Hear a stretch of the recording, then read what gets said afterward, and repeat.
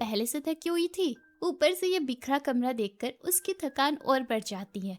पर अभी के लिए वो इस बिखरे कमरे को इग्नोर कर अपने पर्स को साइड में रखती है और फोन चार्जिंग पे लगाकर सीधे अपने बेड पर लेट जाती है। बेड पर लेटते ही उसे वो सुकून मिलता है जैसे वो कई अरसों बाद अपने बेड पर लेट रही हो। अब वो लेटे लेटे एविडेंस के बारे में सोचने लगती है। मुझे जल्द से जल्द अपनी सच्चाई प्रूफ करनी होगी ताकि इस झूठे इल्जाम से बाहर आ सकूं।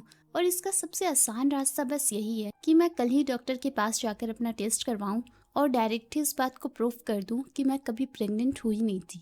इसी सोच में नीना को नींद आ जाती है। वो जैसे ही गहरी नींद में पहुंचती है, छत से बहुत जोरों की चक चक चक की आवाज आने लगती है। उस तेज शोर के बीच ही कार्सन माइक पर चिल्लाते हुए आवाज लगाते हैं, मिस नीना छत पर आइए, यंग मास्टर आपका इंतजार कर रहे हैं। नीना एकदम झटके से उठती है। क्या?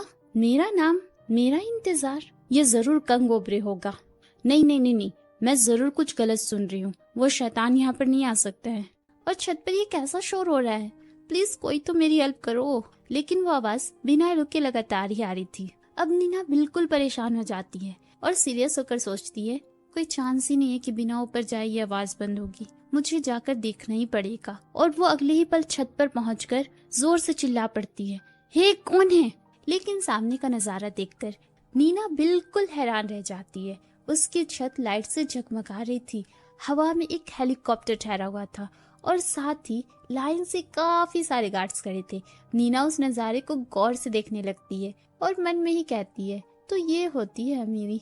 तभी कार्सन पीछे से आवाज देते हैं, मिस नीना। नीना हैरत में उन्हीं से पूछ पड़ती है, ये हेलीकॉप्टर, ये गार्ड्स, ये लाइट्स, आखिर यहाँ चल क्या रहा है? नीना के इस सवाल पर कार्सन स्माइल करते हुए बोलते हैं, वो बात कुछ ऐसी है कि यंग मास्टर अभी सीसीटी की एक डिनर पार्टी से लौटे हैं और उन्होंने सीधे यहीं लैंड करने को कहा। इस पर नीना पूछती है, यहीं मेरे छत पर लैंड करने को क्यों कहा उसने?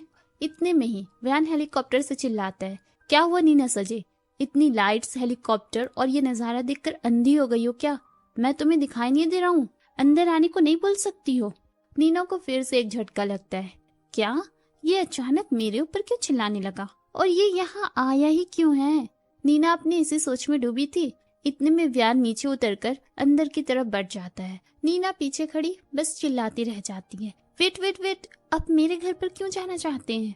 पर व्यान कहाँ सुनने वाला था। वो तो नीना को पूरी तरह इग्नोर करके नीचे आ जाता है और आते ही अपना जैकेट एक कोने में फेंकता है और अपनी टाई वाई ढीली करके रिलैक्स होता है।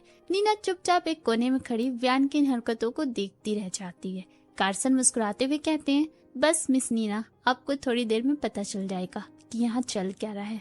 इतने में व्यान सीधे रीना के फ्रिज के पास पहुँचता है और झटके से फ्रीजर खोलते ही चिल्लाता है, मेरी आइसक्रीम कहाँ है? नीना थोड़ी नजरें फेर कर कहती है, आपकी आइसक्रीम और मेरे घर पर? इस पर व्यान चिढ़ते हुए बोलता है, पागल औरत, तुम भूल कैसे सकती हो? तुमने लास्ट टाइम बंगले से निकलते हुए कहा था कि अगर मैं उन आइसक्रीम को खत्म कर लूंगा तो तुम वापस आकर और बना दोगी। कहाँ है मेरी वो आइसक्रीम? व्यान की इस बात को सुनकर नीना का मुंह खुला का खुला ही रह जाता है। क्या? अब व्यान गुस्से में दीवार पर अपने हाथ को मारते हुए चिल्लाता है, क्या तुम मुझे बेवकूफ बनाने की कोशिश कर रही थी? तुम्हारी हिम्मत कैसे हुई मुझसे झूठ बोलने की? व्यान के इस गुस्से को देखकर अब नीना डरते डरते व्यान को ही समझाने लगती है, देखिए आपने 20 बाउल आइसक्रीम खाई और मैंने कहा था मैं वापस आकर और बना दूंगी, पर मैं तो वापस आई नहीं। ये सुनते ही व्यान नीना के पास जाकर चिल्लाने लगता है, गौर से सुन लो नीना सजे, अभी तक तुमने खुद को प्रूव नहीं किया है तो भागने की सोचना भी मत और मुझे कुछ नहीं सुनना, अभी के अभी आइसक्रीम बनाकर दो। फिर नीना एक और बहाना बनाते हुए कहती है, पर अभी तो आइसक्रीम बनाना इम्पॉसिबल है क्योंकि मेरे पास सामान ही नहीं है। इतने में ही उधर से कार्सन मुस्कुराते हुए कहते हैं, मिस नीना ये रहा सारा सामान, प्लीज जल्दी बनाना शुरू कीजिए, यंग मास्टर ज्यादा वेट नहीं कर सकते। नीना का ये बहाना भी पूरी तरह फेल हो जाता है। वो मायूस होकर चेहरा लटकाते हुए कहती है, ठीक है, और वो बिना मन के व्यान के लिए आइसक्रीम बनाने में लग जाती है। किचन में काम करते हुए वो गुस्से से हाथ में चाकू उठाती है और एक डरावने एक्सप्रेशन के साथ मन में ही कहती है, जी तो चाह रहा है अभी के अभी इसी चाकू से इसका पेट फाड़ दूं।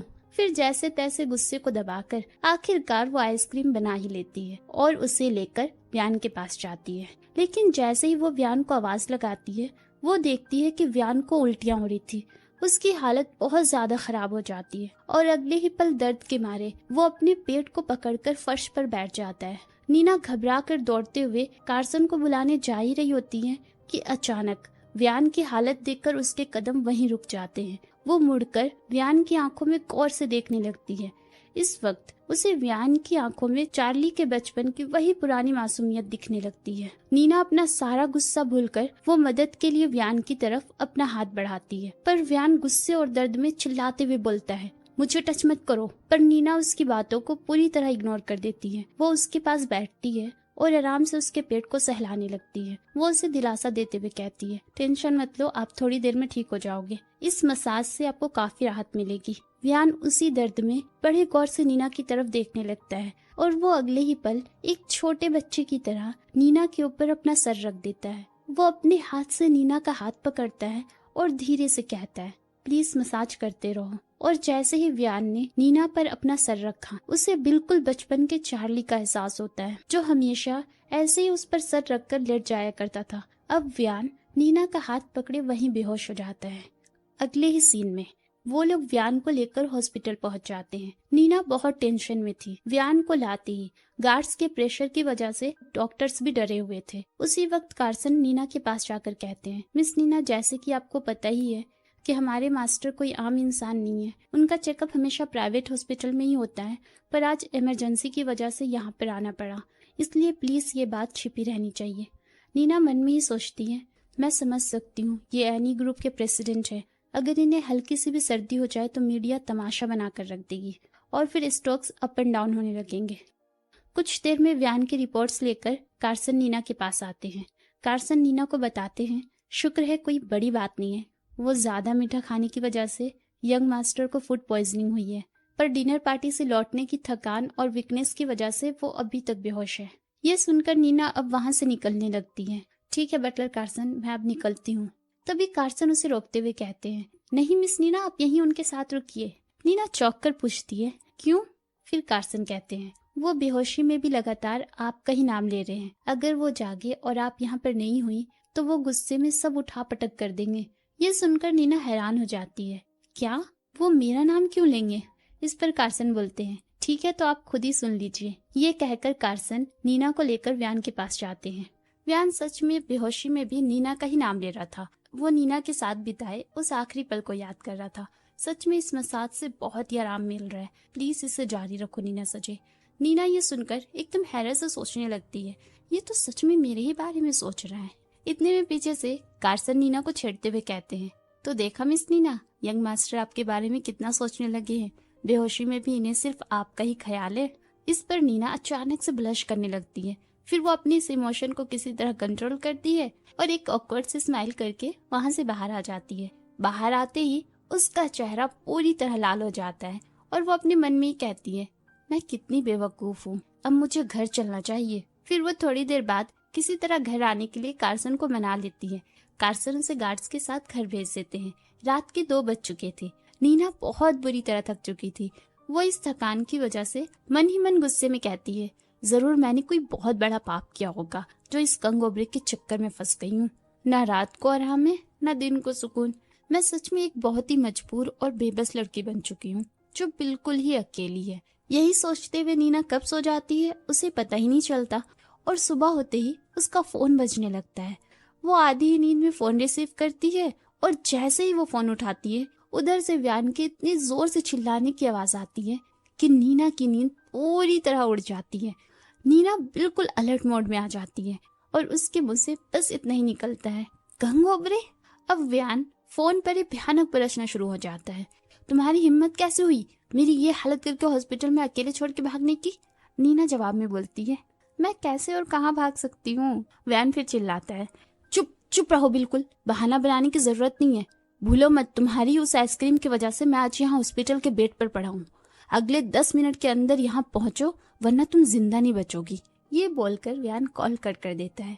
इस वक्त नीना को बड़ी जोर का गुस्सा आ रहा था। उसे ऐसा लग रहा था फोन के अंदर ही घुसकर व्यान का मर्डर कर दे। बस फिर नीना झटपट तैयार होकर हॉस्पिटल पहुंच जाती है। पर आज ही नीना अपने टेस्ट के लिए भी जाने ही वाली थी, तो वो बिना टाइम वेस्ट किए व्यान को बिना बताए पहले अपने टेस्ट के लिए अपॉइंटमेंट ले लेती है और बाहर बेंच पर बैठे अपने नंबर का वेट करने लगती है, जहाँ पर सारी फीमेल पेशेंट डोरा की न्यू सीरीज के बारे में बात कर रही होती है। अरे तुमने डोरा सजे की न्यू सीरीज वॉच की? वो कितनी ब्यूटीफुल है और उसकी एक्टिंग भी कितनी कमाल की है। और बदकिस्मती से डोरा भी वहीं आई हुई थी। उसका ध्यान जैसे ही नीना पर जाता है, वो हंसते हुए एक रिपोर्ट नीना की तरफ दिखाती है और चिढ़ाते हुए कहती है, ओह मेरी बड़ी बहन, ये देखो मैं प्रेग्नेंट हूँ। तुम्हारा और चार्ली का चैप्टर अब क्लोज। इस रिपोर्ट को देखो, मैं उसके बच्चे की माँ बनने वाली हूँ। तो अब मेरी प्यारी बहन, मेरे और चार्ली की लाइफ से हमेशा के लिए निकलने का वक्त आ चुका है। नीना शॉक में चुपचाप उसकी बातें सुन रही थी। वो डोरा के प्रेग्नेंट होने पर भी हैरान थी, पर कुछ कह नहीं सकती थी।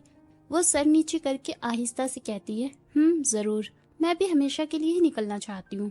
और अब तुम प्रेग्नेंट हो तो काम के वक्त अपने और बच्चे का अच्छे से ख्याल रखना, ओके? अगर कभी मेरी जरूरत पड़े तो जरूर बताना। चलो अब मैं चलती हूँ। ये कहकर नीना वहाँ से जाने के लिए मुड़ जाती है, जिसे देखकर डोरा बिल्कुल हैरान रह जाती है। क्या आज नीना ने पलट कर जवाब नहीं दिया? ये तो यकीन के बिल्कुल बाहर है।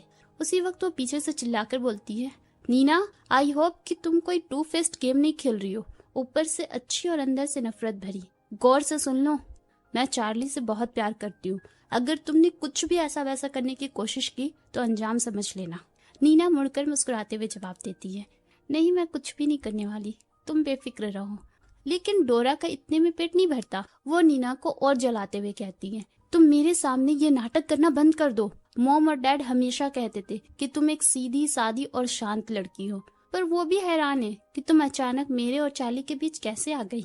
लेकिन इसके पीछे की सच्चाई तो सिर्फ मैं जानती हूँ। तुम्हें हमेशा से हर चीज पर कब्जा करने या उसे छीनने की लालच थी, इसलिए तुम्हारा ये रूप कोई अचानक बदलाव नहीं है। अब डोरा एक गंदी सी स्माइल के साथ नीना को उसकी पुरानी बातें याद दिलाती है। मॉम डैड ने तुम्हें तब अडॉप्ट किया था जब उनका कोई बच्चा नहीं था, पर फिर मैं पैदा हो गई।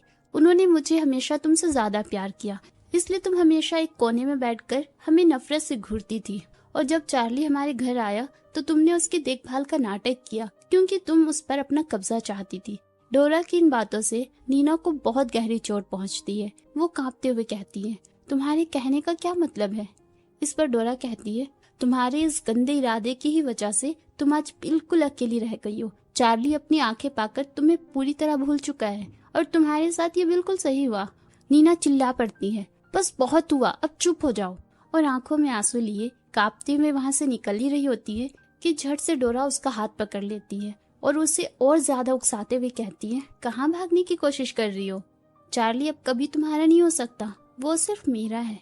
नीना उसके हाथ को झटक देती है और फुल टेंशन में कहती है, तुम्हें बार बार एक ही बात दोहराने की जरूरत नहीं है। यहाँ टाइम वेस्ट करने से अच्छा है जाओ जाकर अपने चार्ली को संभालो, ओके? ये कहकर नीना वहाँ से निकल जाती है और आगे आकर मन में ही कहती है, अब मुझे किसी की बातों से कोई फर्क नहीं पड़ता। अब मैं अपनी जिंदगी जीने के लिए किसी की मोहताज नहीं हूँ, भले ही अकेली सही, पर मैं अपनी जिंदगी अच्छे से जीकर दिखाऊंगी। इसी सोच के साथ नीना वेटिंग एरिया में वापस आ जाती है। उसके वापस लौटते ही उसका नंबर भी आ जाता है। नर्स उसका नाम पुकार रही होती है, मिस सजे कौन है, जल्दी से अंदर आइए। नीना जैसे ही अंदर जाने के लिए उठती है कि व्यान का कॉल आ जाता है और फोन उठाते ही वो बम की तरह फट जाता है। अभी तक यहाँ क्यों नहीं पहुंची? कहाँ हो तुम में इतनी हिम्मत आ गई कि तुम मेरी बातों को इग्नोर करने लगी? अगले 30 सेकंड में यहाँ पहुंचो, वरना तुम जहाँ कहीं भी हो वहीं पहुंच जाऊंगा। उधर व्यान जल्दी में था और इधर नीना के अपॉइंटमेंट का वक्त भी निकल रहा था। नर्स बार बार नीना को आवाज लगा रही थी, प्लीज मिस सजे जल्दी आइए। दोनों तरफ से फंसी हुई नीना ऑकवर्ड से स्माइल करते हुए इधर नर्स को रुकने का इशारा करती है और इसी जल्दी में वो व्यान को सच बता देती है, मैं अपना मेडिकल चेकअप करवाने आई हूँ। व्यान झट से पूछता है, कौन सा चेकअप?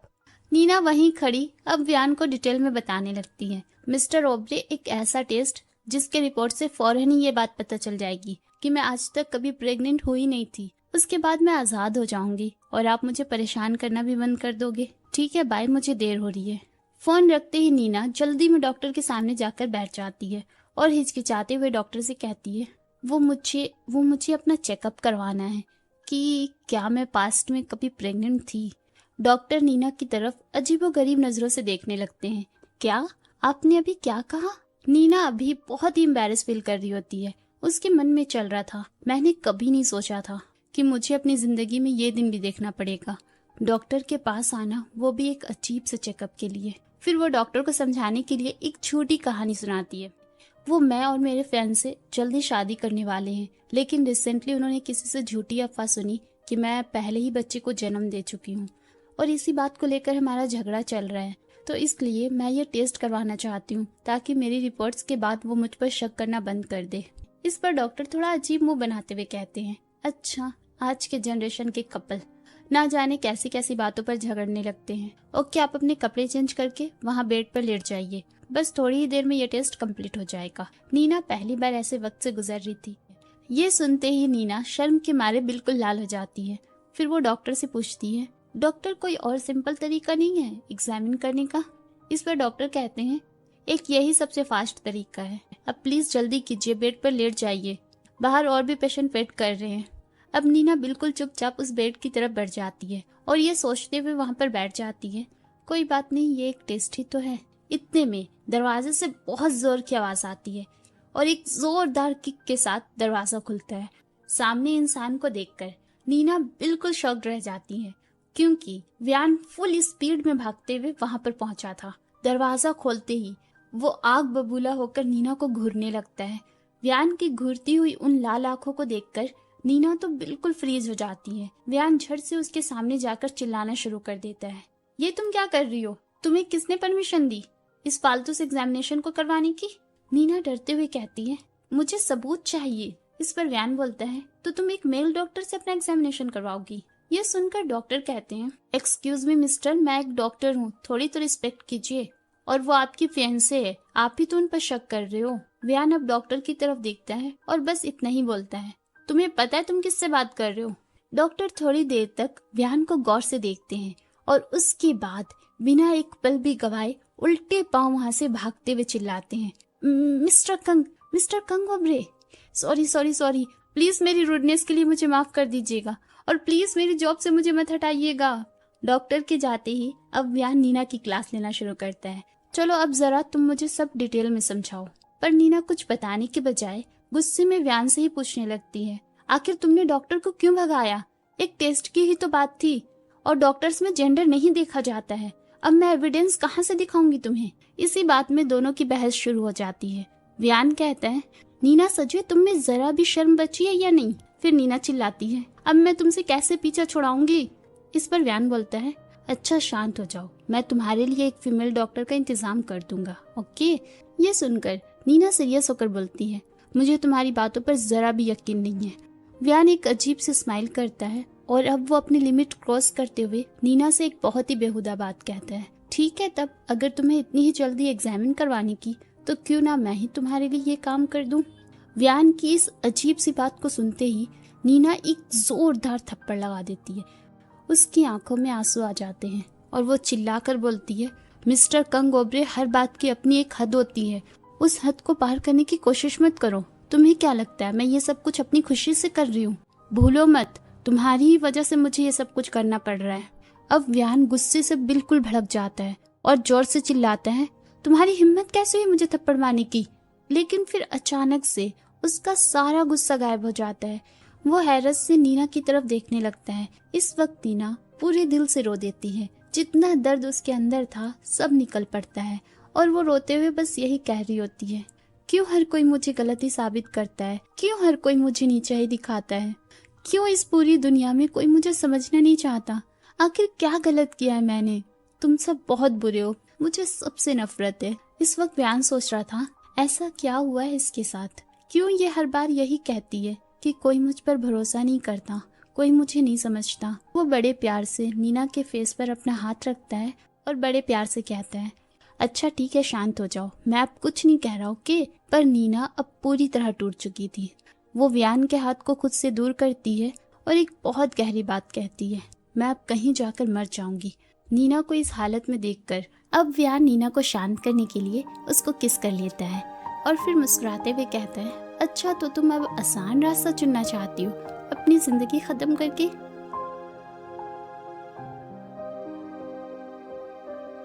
तो चलती हूँ, सायोनारा मिन्ना।